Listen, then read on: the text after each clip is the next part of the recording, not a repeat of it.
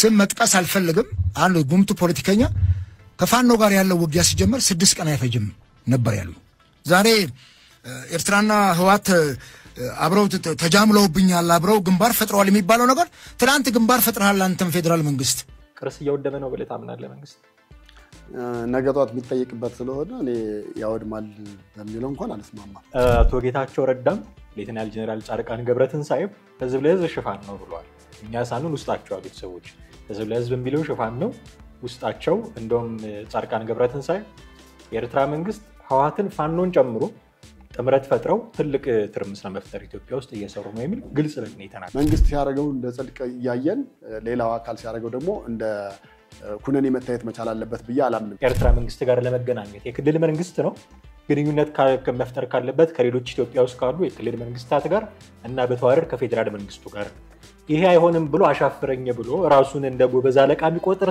አካል ስለሆነ ነው ከኤርትራ መንግስት ጋር እንዲያነግ ግንኙነት የሚያደርገው ስለዚህ ለመንግስት ጽድቅ ለህዋት ኩነኔ የሚባል ነገር ውስጥ ሁሉ ላንገባ እንችላለን መንግስት ጽድቅም ሆነ ኩነኔ ማድረግ መብቱ ነው ያንን ነገር ማድረግ እንደዛ ከሆነ ህገ መንግስቱን ነው ማስተካከል መቻል ያለብን ወይ ህገ መንግስቱን ነው ማውቀስ ያለብን ህዋት ይገናኝ ብለን ህገ መንግስቱንማ እንደገና ክልል ብለን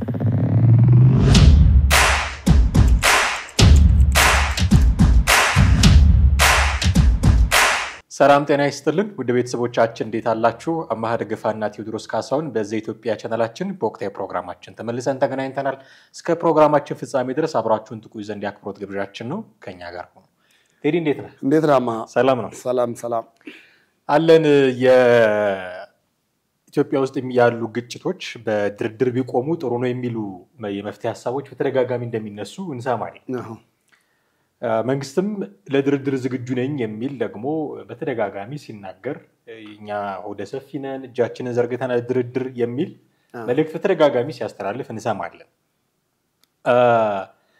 መሆን ያለበት ግን እንደዚህ አይደለም የሚል ሐሳብ የሚሰጡ ፖለቲከኞችን አየን እሱ ነገር ላይ ጥቂት ሐሳብ ማንሳት እንችል ከሆነ ብዬ ነው የኢሃፓ የኢትዮጵያ ህዝብ አብዮታዊ ፓርቲ የሚባል ኢሃፓ የሚባል ፓርቲ አለ እዛ ውስጥ ካልተሳሳትኩኝ በዋና ጸሐፊነት የሚያገለግሉ አንቺ ልበል አንቱ ልበል እርግጠኛ አይደለሁም ከእድሜያቸው ወጣትነት አንፃር ሚስጥረ ስላሴ የሚባሉ ሰው ሰሞኑን አንድ ሐሳብ ሲሰጡ ሰማናቸውና እደራደራለሁ ካለ መንግስት ይሄንን ማሟላት አለበት የሚል ቅድመ ሁኔታ ሲያስቀምጡ አየን አንድ ሁለተኛ የዚሁ ፓርቲ ከኢዜማ ወጥተው ይሄንን ፓርቲ የተቀላቀሉት አቶ አበባ አካሉም እንዲሁ ትጥቅ ስለማስፈታት ከኤርትራ ጋር ስለመተባበር ያነሷቸው ጉዳዮች አሉ ሁለቱ ሰዎች ያነሷቸውን ጉዳዮች ነው ዛሬ በጥቂቱ ለመዳሰስ የሞከር ነው ከሚስጥረ ስላሴን ጀምር ከፋኖ ጋር ስለመደራደር የተነሳው ጉዳይ ላይ የሰጡት ሐሳብ ምንድነው መንግስት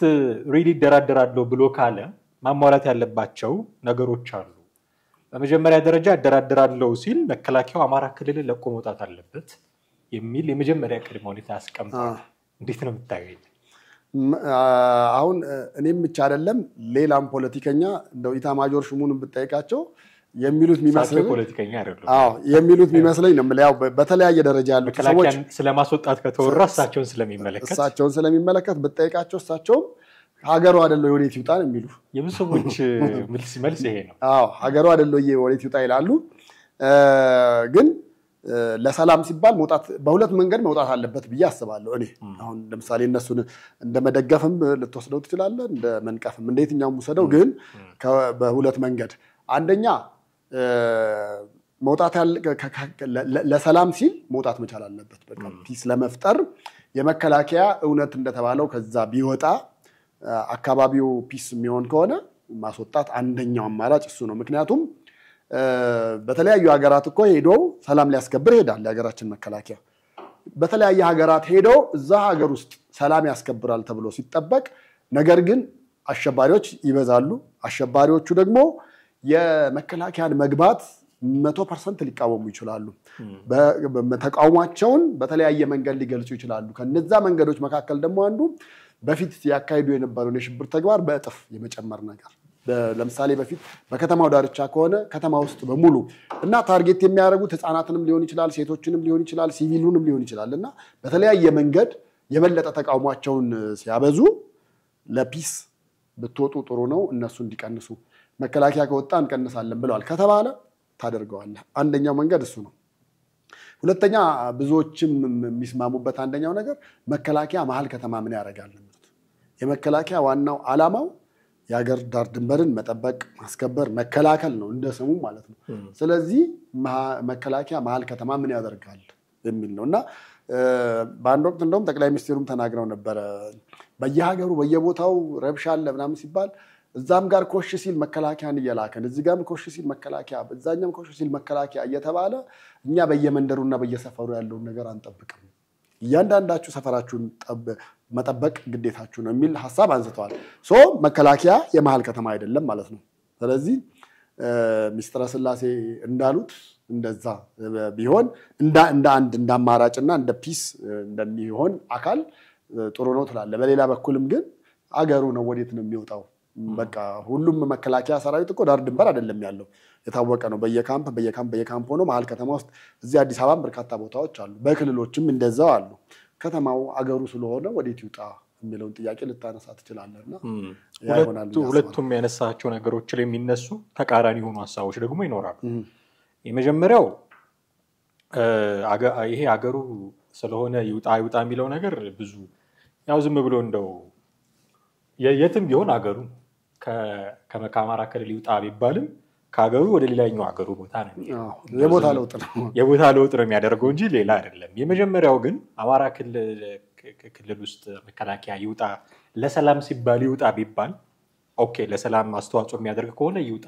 እኔ በየትኛውም ኤክስፔንስ መንግስት አማራ ክልል ብቻ አይደለም ኢትዮጵያ ውስጥ ሰላም የሚያመጣ በእርግጥ ሰላም የሚያመጣ ነገር ካለ የትኛውንም እርምጃ ቢወስድ መከላከያን ማውጣት ብቻ አይደለም፣ ሌሎችም ባለፈው ስንል እንደነበረው ከክልል ጋር መደራደራችሁን ተደራደሩ የሚለውን ትቶ ከሱ ጋር ከጠቅላይ ሚኒስትሩም ጋር ኢቨን ቢነጋገር ሰላም የሚያመጣ ከሆነ የትኛውንም ነገር ቢያደርግ እኔ ደግፋለሁ። ግን አሁን መከላከያ አማራ ክልል ለቆ ቢወጣ በሚቀጥለው ቀን ምንድነው ሀፕን የሚያደርገው ብለው ደግሞ መጠየቅ ያስፈልጋል። ከዚህ በፊት ከትግራይ ክልል ለቆ ሲወጣ ምንድነው የሆነው? በትግራይ ክልል ውስጥ ለቆ ወጣ አይደለም ያሉት እንደ ደብረጽዮን በነገራችን ቀጥቅጠን አባረር ነው ያሉት። ሳይችል ሲቀር ነው የወጣው ነው ያሉት። እሺ ቀጥቅጠን አባረረው ነው የወጣው እንጂ ለቆ ወጣ አይደለም።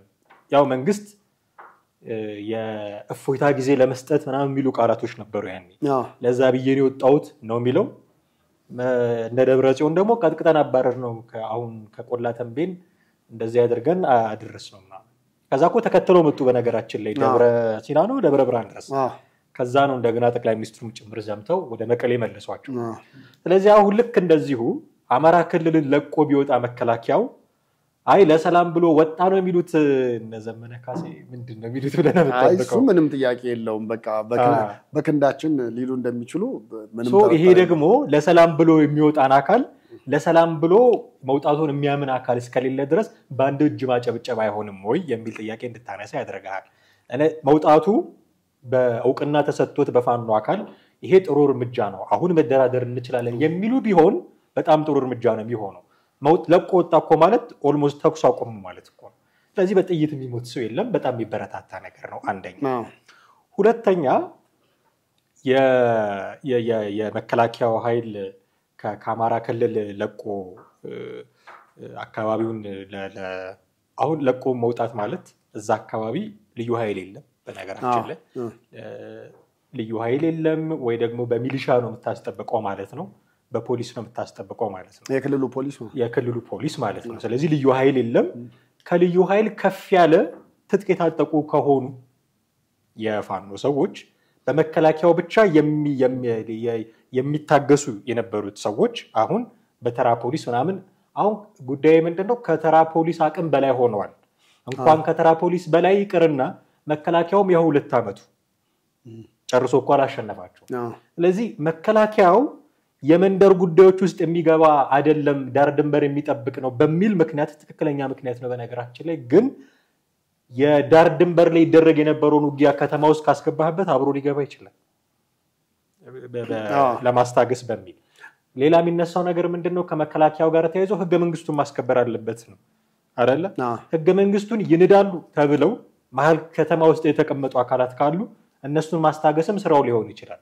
ግን ዋናው ፖይንት ምንድነው? መከላከያው ለቆ ይወጣ ሲባል በመከላከያው አቅም ካልሆነ በስተቀር በክልል ፖሊስ ወይ በሚሊሻ ብቻ የማይቆም ኃይል አለ ክልል ውስጥ እሱም በምንድን ነው የምታስተናግዱት ቅድም እንዳልነው የመከላከያውን መውጣት ሪኮግናይዝ አድርጎ ለሰላም በር የሚከፍት አካል ካለ ኦፍ ኮርስ ጥሩ ውሳኔ ነው የሚሆነው ግን በሚሊሻ ብቻ ማታስቆመው በፖሊስ ኃይል ብቻ ማታስቆመው ዱላ ይዘ እንደሌባ ማታባረረው አካል ማለት ነው ዲሽቃሚ ተኩስብህ የሰለጠነ ሰልጥነናል ይያሉ በሳምንት 2-3 ሲመርቁ አይታል የሰለጠነ በቁጥርም ብዙ የሆነ ደግሞ በርካታ ቦታ የሚሸፍን ጎጃምም ጎንደርም ሸዋም ወሎም በርካታ ቦታዎች የሚሸፍን አካል ሆኖ ይያለ ነው ይሄንን አካል መከላከያ ዳር ድንበር ስለሆነ የሚጠብቀው በፖሊስና በሚሊሻ ብቻ እናስተናግዶ በትል ያስኬዳል ወይ የሚል ተቃራኒ ሐሳብ መነሳቱ አይቀርም ብዬ ልክ ነህ ግን ከንትኑ እንጀምር እስቲ የትግራይ ጦርነትና የአማራ ክልሉ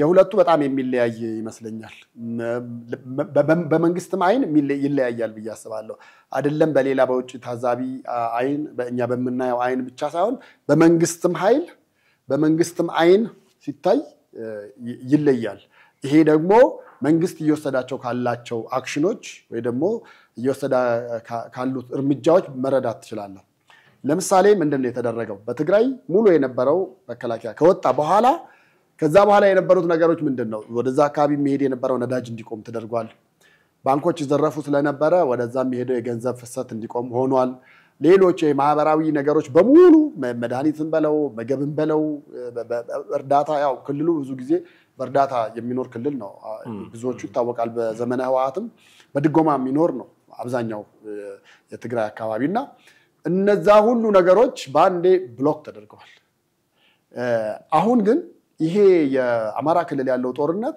ከዚህ በኋላ ምራሱ ዝም ብሎ ቢቀጥል መንግስት ትግራይ ውስጥ የወሰደውን እርምጃ እዛ ላይ እንደማይወስድ በብዙ ማረጋገጫዎች ያነሳ መግለጽ ትችላለህ አንደኛ ሁለተኛ የትግራይ ክልልን አይነት ድርጊቶች አታይም አማራ ክልል ላይ ባሉት ለምሳሌ እዛ በነበረው ባንኮች ዘረፋ በቀጥታ ይካሄድ ነበረ ባንኮችን ትተ ሆስፒታሎች ሄዶ እንኳን መድኃኒትም ሌሎች ነገሮችም ዘረፋ for your information ቴዲ አሁን በቅርቡ ወሎ ውስጥ ከተደረጉ ጦርነቶች በኋላ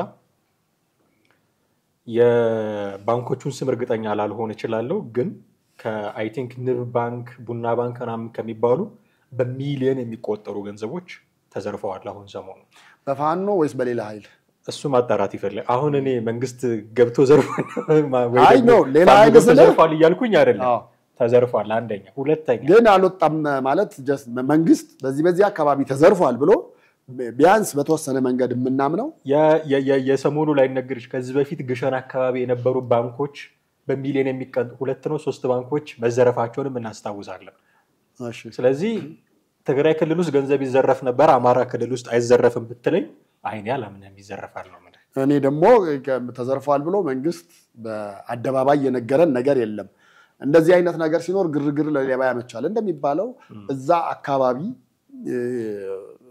ፋኖ ገባ ተቆጣጣረ ሲባል ምናልባት የባንክ ማኔጀሩም ሊሆን ይችላል ይዞት ይወጣው እኔ ፋኖ ነው የዘረፈው ይያልኩኝ አይደለም ግን ባንኮች ይዘረፋሉ እኮ ተዘርፈዋል የዘራፊው አካል ማን ነው የሚለው ነው ለምሳሌ እዛ ትግራይ ውስጥ ከህወሓቶች ማንንም እንደማይዘርፍ ምንም ፍለፊት ይሄ ደብል ስታንዳርድ አይሆንም የትግራዩ ሲሆን ህወሓት ነው ብለህ የአማራ ክልሉ ሲሆን ፋኖ አይደለም ካልክ እኮ አሁን እኮ ፋኖም ዘርፏል ብሎ መንግስት አልነገረንም ነምለ ያኔም እኮ ህወሓት እኔ ዘርፍ ያለው አይደለም የሚለው መንግስት ግን ቢያንስ ነግሮናል ጥሎ ነው የወጣው እንዴ በአደባባይ ያየነው አለ እኮ አውሮፕላኑ ሲገባ የገንዘብ ለውጥ ለገንዘብ ለውጥ አውሮፕላኑ ሲገባ ብሪዞ ሲገባ የነበረውን የተወሰደውን እርምጃ እናቃለን በህወሓት ወሰድ ባሉት እርምጃ ማለት ነው ሶ ያን ከዚህ ጋር ማለት ይሄኛው አሁን የገንዘብ ዘረፋ ከሆነ ለምሳሌ ኢህአዲግ ሲገባ ምንድነው የሆነው ኢህአዲግ ሲገባ ልክ አዲስ አበባን ተቆጣጣረ ሲባል ልክ ምንድነው አንድ ተረት አለ የአባት ቤት ሲዘረፍ አብረዘራፍ ቢያንስ የተወሰነው ወደ አንተ እንደዛ አይነት አክሽኖች ኢህአዲግ ሲገባ ነበሩ በትክክል የትኛውም ቦታ ጦር መሳሪያ በለው የምግብ ፍጆታ በለው ገንዘብ በለው ብዙ ነገሮች ተዘርፈዋል ያንን መንግስት ለማረጋጋት የሄደበት መንገድ አለ ይሄኛው ጋር ስትመጣ አሁንም አዲስ አበባ ውስጥ እኮ 93 ዓመተ ምህረት አይተናል በጣም ሲምፕሊ በጣም በቀላሉ ነው ማለት ትንሽ ረብሽ ሲፈጠር ፒያሳ ያሉ ወርቅ ቤቶች በሙሉ ተዘርፈዋል። እኔ እዛ አካባቢ ነበርኩ። ለምሳሌ እያየን ነበር። መኪና አሽከርካሪ የሚቆመውንም ድንጋይ ይዘው መስታወቱን ከምንሰብር ሲሉት በኪሱ ያለውን ብር እየሰጠ እየሄደ ነበር። እንደዚህ ታጣቂ ሲገባ ስርዓት አልበኝነት በተወሰነ መንገድ ሲሆን ዘራፊው የበለጠ ነገሮችን ለመዝረፍ ይመቻቻል ነው እና አንደኛ እሱን መውሰድ አለብን ሁለቱን ለማነጻጸር በሚለው ነው። ሁለተኛ ደግሞ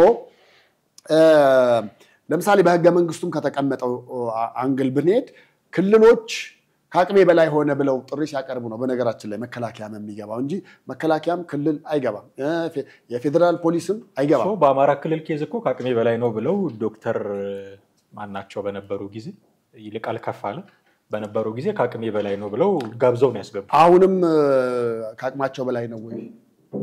ያኔ ከአቅማቸው በላይ ከነበረ አሁን የማይሆንበት ምክንያት አለ ብለህ ታስባለህ? አሁን እንደውም በተወሰነ መንገድ ነገሮች እየቀነሱ እንዳለ ነው የሚሰማኝ። እየቀነሱ ስለ ለምሳሌ ፋኖ ይሄን ከተማ ተቆጣጣርኩ ይሄን አካባቢ በቁጥጥር ስር አድርጌያለሁ ብላ የሚለው ነገር አለ።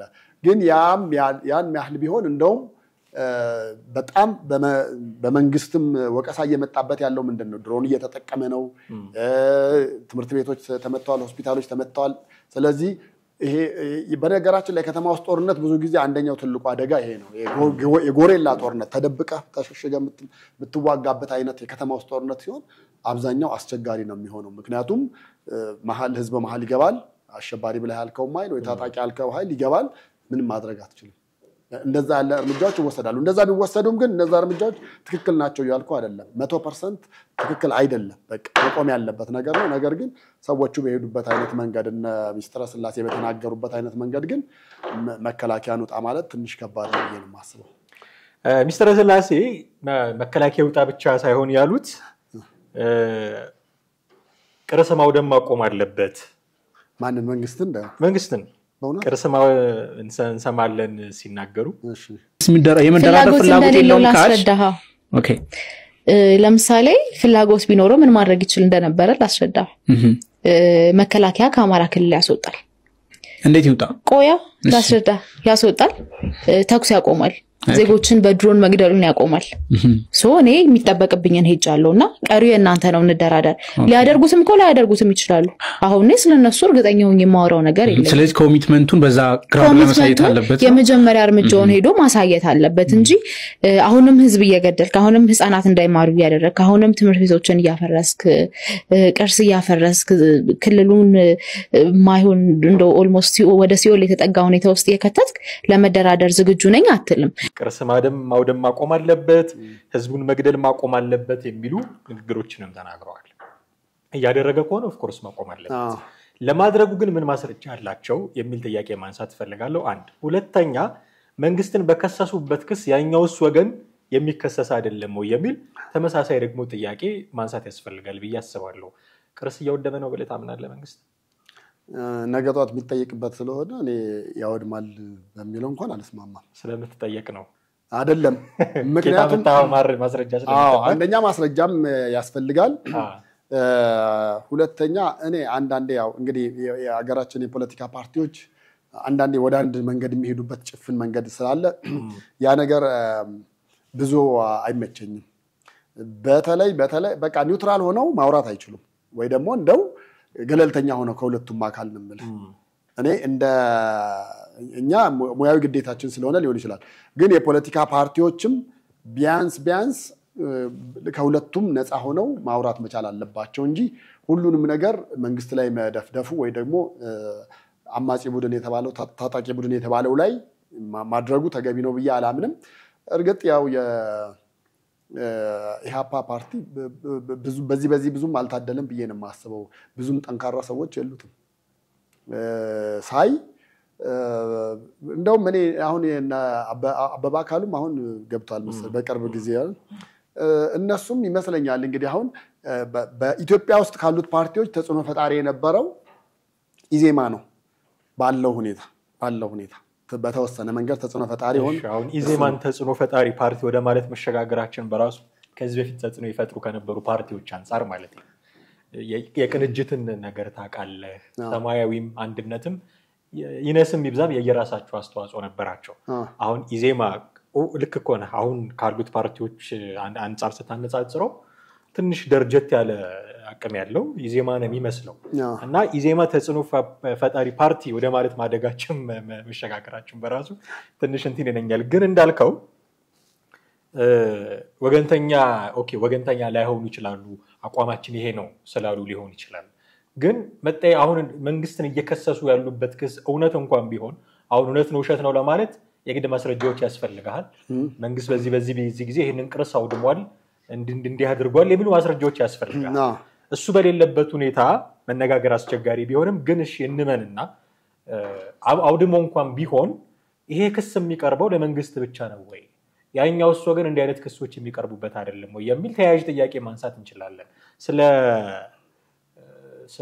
ሁኔታዎችን ስለማመቻቸት ሲያወሩ ነበር። ነፃ ህዝብ መገደል የለበትም የሚሉ ጥያቄዎችንም ሲያነሱ ነበር። ታጣቂ ውስጥ አካል ይሄንን እያደረገ አይደለም። መንግስት በተመሳሳይ ይከስ የለም ወይ? ትምህርት እንዲተጓጎል እያደረገ ነው፣ መምህራንን እየገደለ ነው፣ መንገድ እየዘጋ ነው የሚል ክሶች ይቀርብበት የለም ወይ? በነገራችን ላይ ከሰሞኑ የተሽከርካሪዎችን ማጀብ ጀምሯል መከላከያ።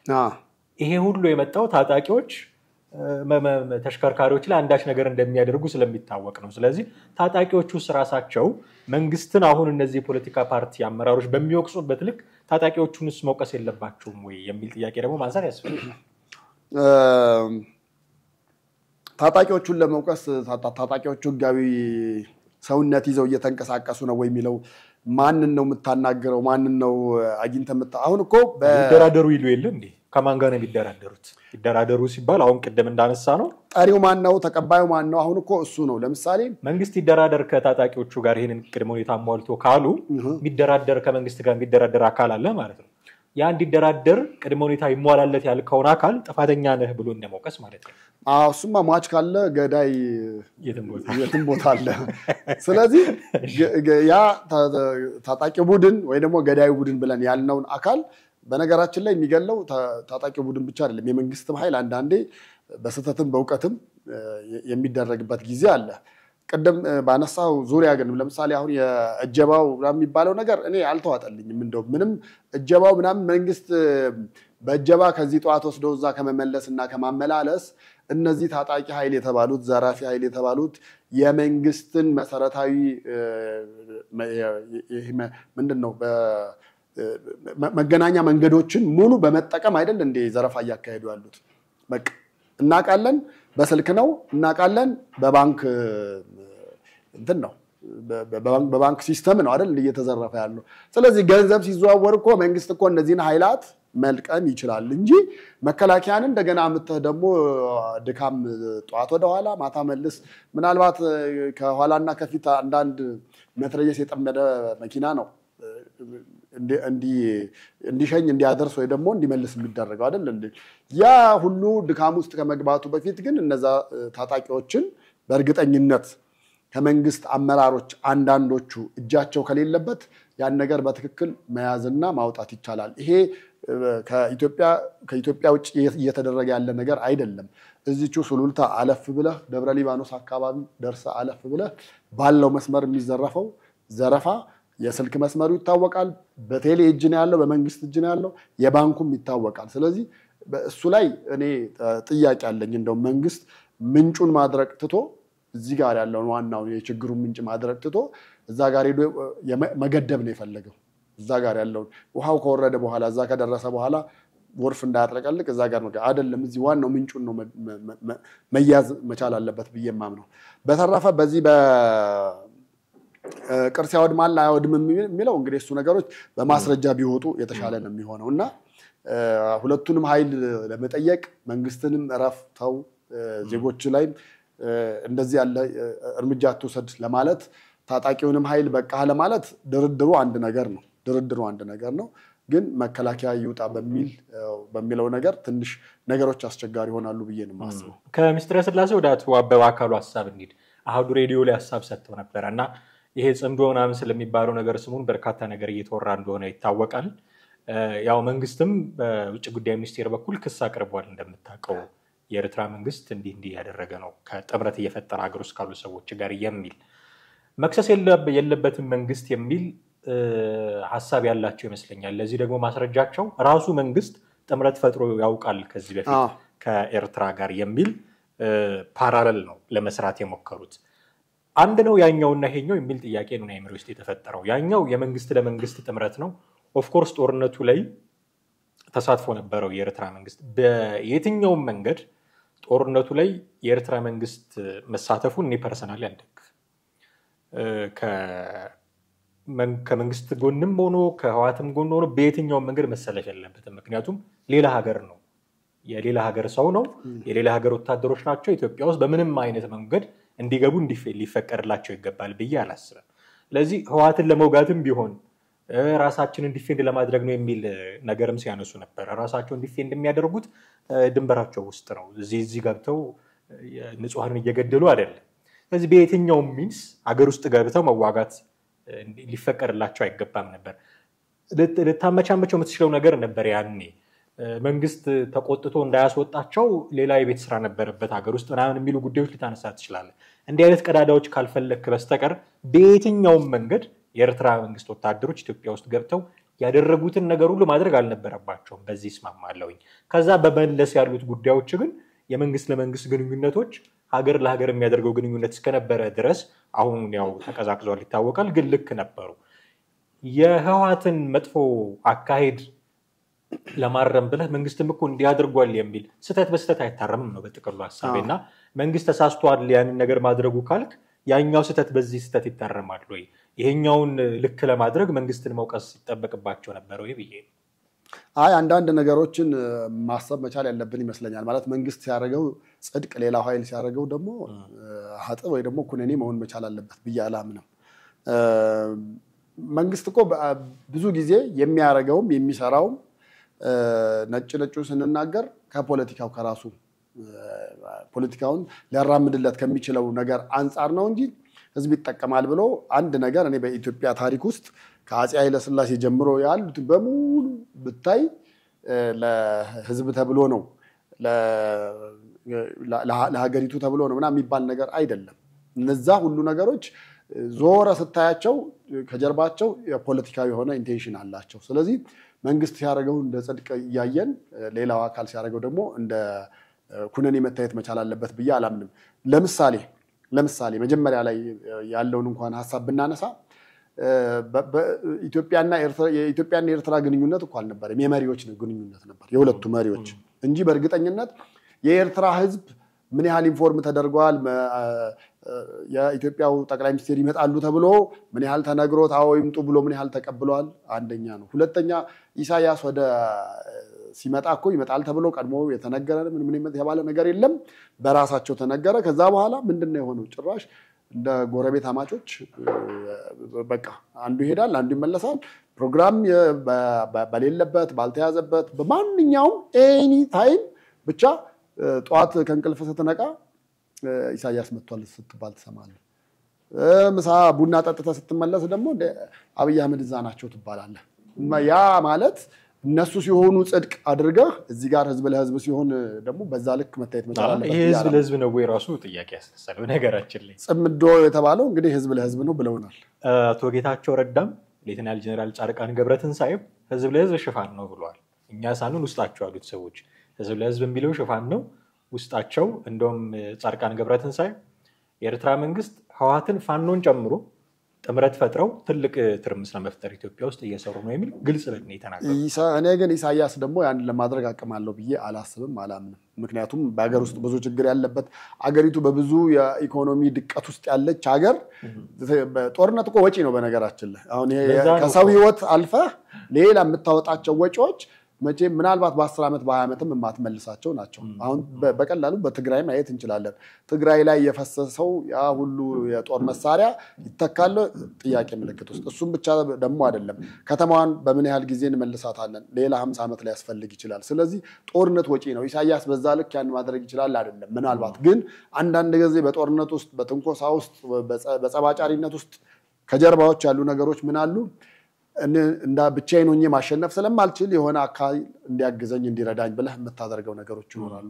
የነዛ ነገሮች ተጨማሪ ድጋፍ ነው መንግስትም ያደረገው። ቀደም አንተ ያወገዝከው አለ ወደ ትግራይ ውስጥ ገብቶ የወሰደው እርምጃ ያደረጋቸው እርምጃዎች የኢትዮጵያ መንግስት ብቻ በቂ ነበረ። የኤርትራ መንግስትን ግን ድጋፍ ለምን አፈለገ ብለህ ብትል ከሁለት በኩል ጦር ሲመጣበት እጃቸውን ሊሰጡ ይችላሉ ወይ ደግሞ ጦርነቱ በአጭር ጊዜ ሊቋጭ ይችላል የሚል ድምዳሜና ሐሳቤ ይዞ ነው የገባው ከዛ አንግል መታየት አለበት ብዬ ነው ማምነው የመንግስትና የኛ መንግስትና የኤርትራ መንግስትን ግንኙነት ስናነሳ ምናልባት የአካሄድ ችግሮች ታነሳ ይሆናል ግልጽ አይደለም ግንኙነታቸው ያን የነበረው ማለት ብዙ ጥያቄ የሚነሳው እንደዛ ነበር ግልጽ አይደለም አካሄዳቸው ስለዚህ ያ አካሄድ ምንድነው እየሰራችሁ ያላችሁት እና ስተቶችን የማረም ጥያቄ ልታነሳ ትችላለህ እንጂ መገናኘት የለባቸው ልትል አትችልም የክልል መንግስትና ሀገር ግን መገናኘት የለባቸው ማለት ትችላለህ ይሄ ህገ መንግስታዊ አይደለም የክልል መንግስት ማንዴቱ አይደለም የህወሓት ማንዴቱ አይደለም ከኤርትራ መንግስት ጋር ለመገናኘት የክልል መንግስት ነው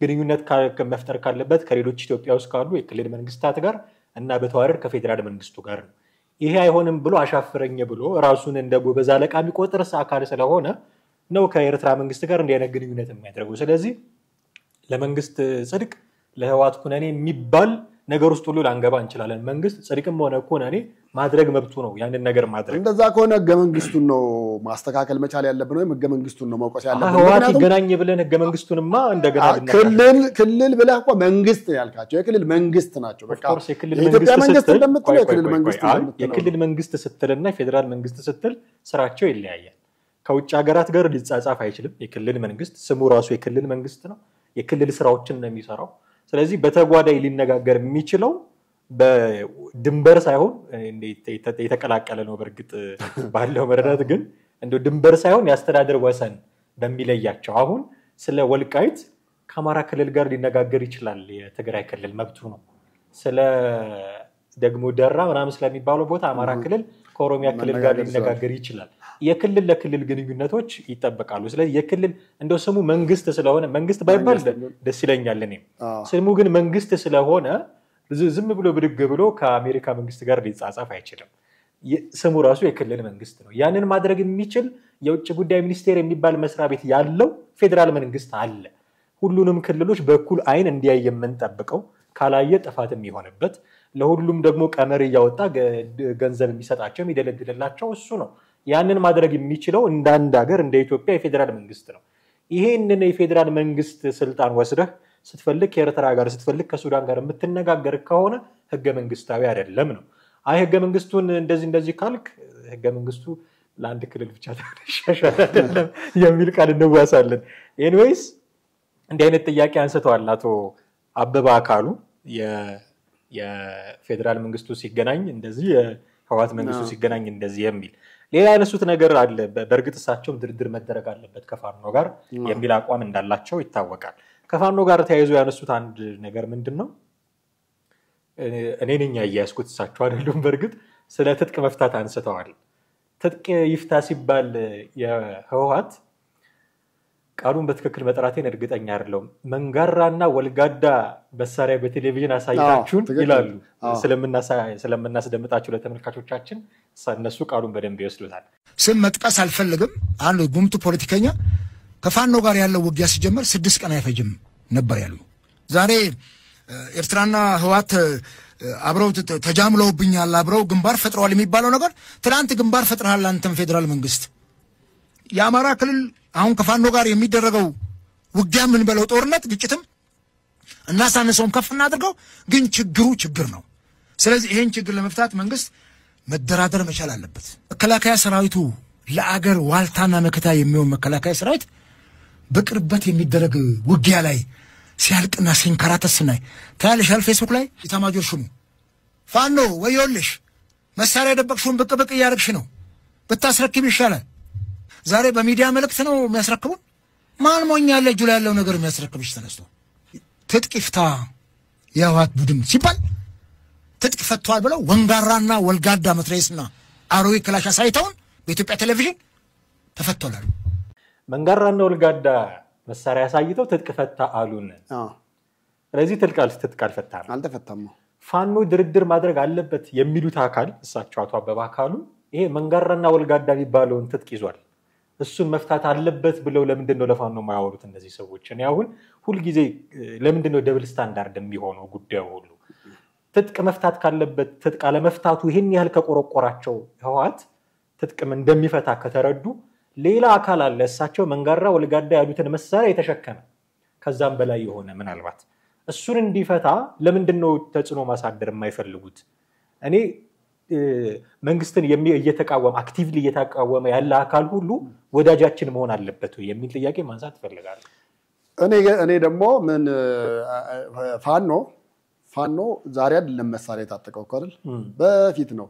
በፊት ስለ ከለውጡ በፊት ምናምን በነበረው ነበረ።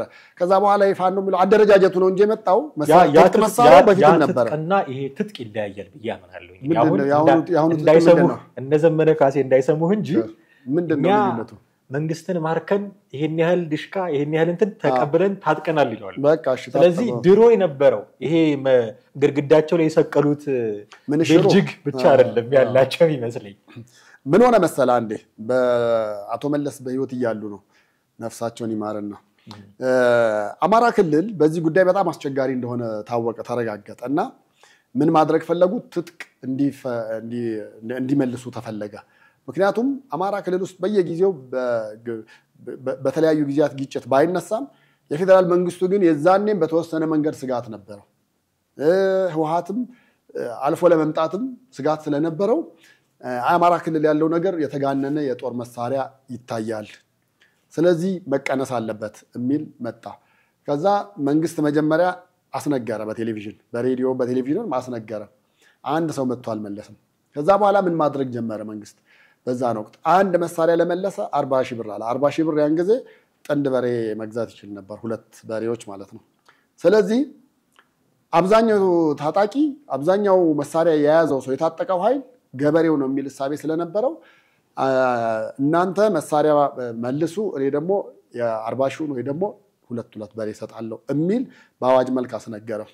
እሺ ተባለና ተሞከረ፣ በተወሰነ መንገድ ሄደ እና መንግስትም የመሳሪያ ሰበሰብኩ ብሎ አሳየ። ከዛ በኋላ በማግስቱ የታየው ነገር ግን ሌላ ነው። ሲባል አማራ ክልል እኮ ያለው ሰው አንድ መሳሪያ ትራስጌው ጋር አለ፣ አንድ መደብ የሚሰራው አለ፣ መደብ ውስጥ ደግሞ አንድ የተቀበረ አለ፣ ብቻ በየቦታው 3-4 አለው። ስለዚህ አሁን ከ4 ከ5 አንዱን ነው የወሰድከው እንጂ 3ቱ በእጁ ነው ያለው። ስለዚህ ያን ጊዜ ለክርስትናም ለልደትም ለሰርግም ለሐዘንም የሚተኮስበት ሀገርና ልጅህን ስታሳድገው መሳሪያ መተኮስ እያስለመድክ ሚኒሽር መወልወል እያስለመድክ አሳድገ እንደ ካልቸር እንደ ባህል የሆነውን ማህበረሰብ በትጥቅ ፍታ ማለት አትችልም። ምናልባት መንግስት በዛ ደረጃ አስፈታ ቢባል እንግዲህ ዲሽቃ ማርከናል የተባለውን የተማረኩትን ዲሽቃዎች አሁን ደግሞ ታንክም አይታል አላየም? ታንክ አይቻለሁ እኔ ሶሻል ሚዲያው ላይ ሲዘዋወር እና ፎቶም ተነስተውበት ነውና ስለዚህ እነሱን ሊመልሱ ይችላሉ። ከዛ ውጭ ግን ሌሎች መሳሪያዎችን ግን መሆን ይችላል ብዬ አላስብም። እንደው አማራ ሌላውን ነገር ብትወስድበት ይቀለዋል መሳሪያውን ከምትወስድበትና አሁን እኔ ጥያቄ እሱ ነው። ሌላውን አካል ትጥቅ ፍታ እያልከው ይሄኛው አካል ለምንድን ነው ዝም የሚባለው? አሁን ይደራደር ካልክ የትጥቅ መያዙ ላይ ጥያቄም አለ ማለት ጭምር እኮ ነው። ምክንያቱም ለመደራደር የሚያስችል አቅም ፈጥሯል። ስጋት ይሆናል ወይ ነው? ለመደራደር የሚያስችል አቅም ፈጥሯል እንጂ ይህ አካል መሳሪያ አሁን ለመደራደር የሚያስችል አቅም ባይኖረው ኖሮ መንግስት እንደውም እሳቸውም ሲሉ ነበር በሳምንት ጨርሷል ምናምን ብሎ ነው ጉያውን የጀመረው ሲሉ ነበር። ስለዚህ የታጠቀ አካል ስለሆነ ለመደራደር የሚያስችል አቅም ፈጥሯል ማለት ነው ይሄ አካል። ለዚህ ያለው መሳሪያ ያለው ማለት ነው። ያኛው አካል መቀሌ ቁጭ ብሎ እንዳሻው የሚያደርገውን አካል የሰጠው መሳሪያ ለካ አይደለም መፍታት አለበት የሚል በጣም ግልጽ የሆነ አቋም ከያዝክ ሌላኛውም አካል እንዲፈታ ደግሞ መጠየቅ አለበት። ያኛው አካል እንዲፈታ የጠየቀው ለምንድን ነው? ትጥቅ መያዝ ያለበት መንግስታዊ አካል ብቻ ሆነ ስለሚታወቅ ነው። እዛ አማራ ክልል ውስጥ መንግስት ነው ወይ ዲሽቃ የታጠቀ? ኦኬ መንግስት አለው ዲሽቃ፣ ግን መንግስትን የሚወጋው አካል ዲሽቃ የታጠቀው መንግስት ስለሆነ ነው ወይ? ይሄን መጠየቅ አለባቸው። ለምን ለቲፒኤልኤፍ ሲሆን እንደሚቆረቁራቸው ለምን ለህወሓት ሲሆን እንደምንድን ነው ለፋኖ ሲሆን እንደሚፈቅዱ አላውቅም እውነቱን ለመናገር።